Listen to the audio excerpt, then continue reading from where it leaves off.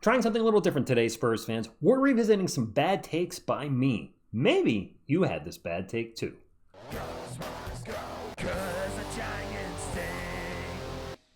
What is up, San Antonio Spurs fans? Welcome to TSR Sports, TGIF. And I have seen the channel Sros, Six Rings of Steel, react to prior good or bad takes that he's done. And I thought, you know what? I'm pretty sure I have some bad takes on this channel. Maybe some really bad takes, and thought it'd be fun to kind of react to those and see just how off I was. With Summer League pretty much being essentially over and the NBA draft just passed, here we are. The best Spurs draft ever. Oh boy, that's not aging well. Not at all. So let me move myself up here. Let's bring the thumbnail down.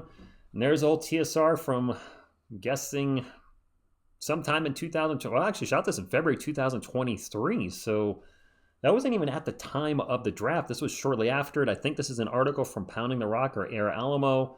Whatever it is, it's not going to be good. The San Antonio Spurs 2022 draft class may just end up being one of their best ever, Spurs fans. No, it won't end up being one of their best ever. They're all gone. Oh boy, what do I say in this? What is up, San Antonio Spurs fans? Welcome to TSR Sports. You know, as Malaki Branham had been going off recently in the last couple of games, I was thinking, man, this 2022 draft class. Malaki Branham has been going off. Those are words I thought I had never said in my life, but here we are. They're really coming along, and lo and behold, I take a look this weekend. What do I see? Pounding the Rock does an article about how this draft class may be one of their best. We're going to talk about that a little bit, talk about what that. So I can blame Pounding the Rock for this, right? Maybe not. To say, drop a comment down below. What are you thinking about this 2022 draft class as we're about midway through the season, approaching the All-Star break? Hit that thumbs up if you like the video, and subscribe for more Spurs content. Let's get into this. Spurs fans. Anyway, in case you don't remember, Jeremy Sochan was drafted 9th overall. I remember. To fill that really big hole we had at power forward. Doug McDermott was starting last year, and while I like Doug, that's not optimal for the San Antonio Spurs. Anyway, he has shown from the start of the year to, unfortunately, to his recent injury, just an amazing amount of improvement on offense. And he has been a lot of fun to watch. You see him here in the thumbnail for that video, shooting the one-handed free throw. His free throw percentage has gone up so much since he started doing that. He looks confident out there, running the point. I've already done a video on how... Oh my God, what did I just say? He looks confident out there, running the point. This is worse than I thought. This is terrible. I've already done a video on how much he's improved, but his ceiling, I don't know what the ceiling is, but I think this is... I do. Bench.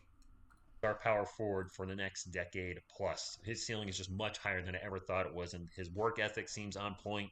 I really am happy with this 9th overall pick. If I was regrading it, it's easily an A right now, if he keeps on the trajectory that he is. Wow. Did you guys feel like this back then in early 2023? Because I cannot believe this is how I thought about him.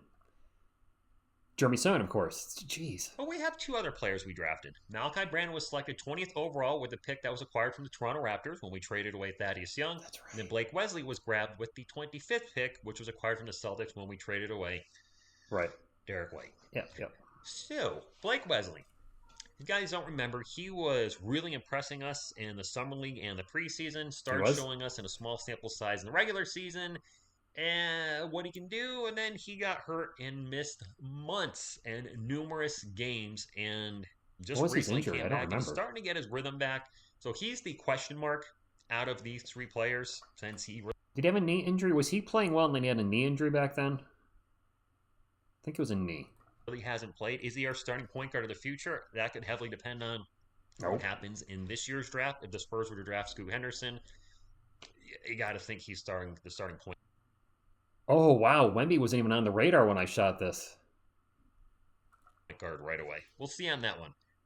But the player that really kind of prompted me to do this video, no, I'm not going to do a steal the draft video yet on Malaki Branham. He's only on a really huge 2-game streak, but if he turns that into 4 games, wait a minute, 2 more games with 20. Are we basing this on a 2-game streak? Video? No, I'm not going to do a steal the draft video yet on Malaki Branham. He's only on a really huge 2-game streak, but if he turns that into 4 games, has 2 more games of 20-plus points per game and just shoots lights out, we might have to take a deeper look, or we might have to, what did I say?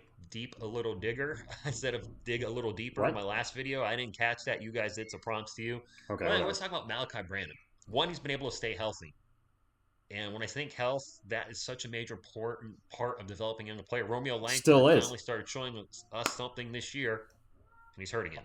Also not on the roster. So one thing I said about Romeo from the start of the season, he's got to prove to the Spurs, and more importantly, the NBA, he can stay healthy, and he's out again. Anyway, with out of the NBA to Romeo Langford, who had been starting, and then our previous shooting guard in Devin Vassell, Malaki Branham is really taking advantage of this time to shine, if you will, time to show what he's got. And he's been shining a lot as of recent. He's been just on fire.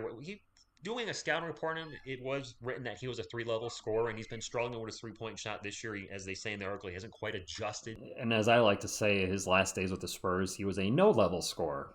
I digress. To the NBA's 3-point line.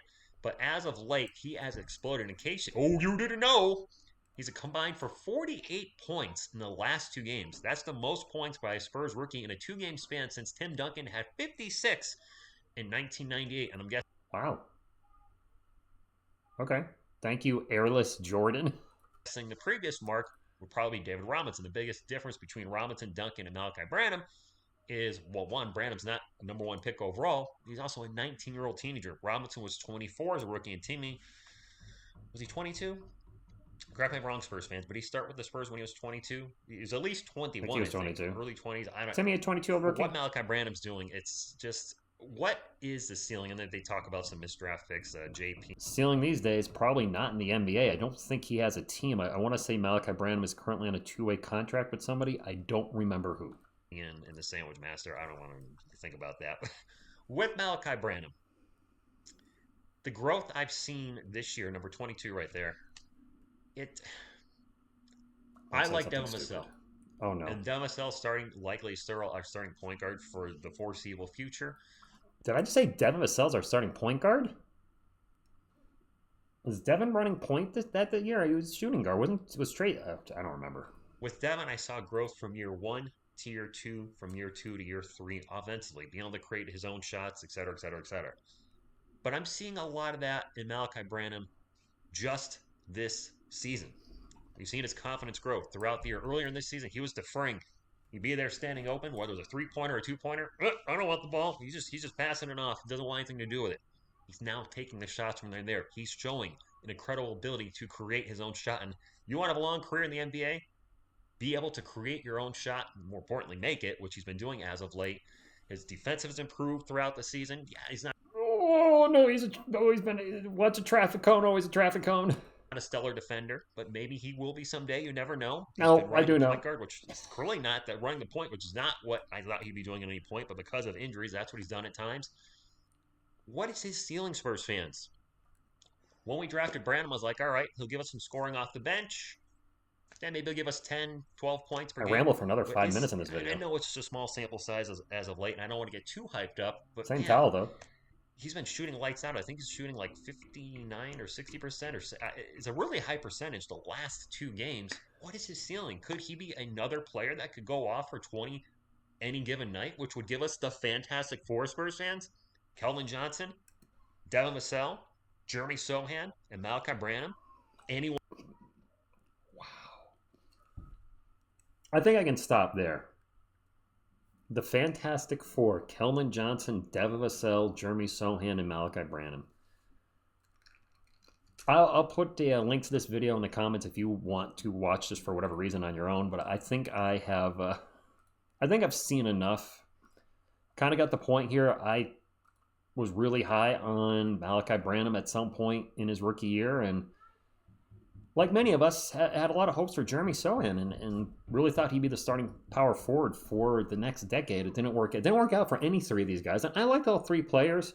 This is clearly, not the best Spurs draft ever. It's an utter disaster as all 3 players are off the team. Some of these guys might not be in the NBA in a year or 2.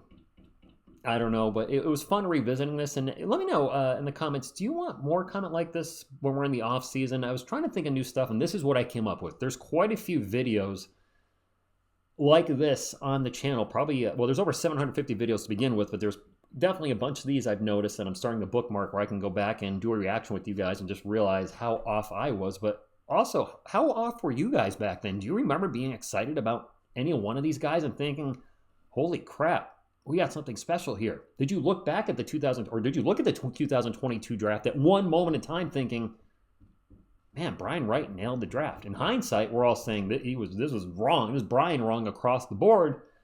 But this is fun to do and a little embarrassing, but it is what it is. So drop a comment. Let me know if you want more videos like this. Hit the thumbs up if you did enjoy this video and taking a trip down memory lane, and subscribe for more Spurs content. Have a good Friday. Thank you, and as always, go Spurs go.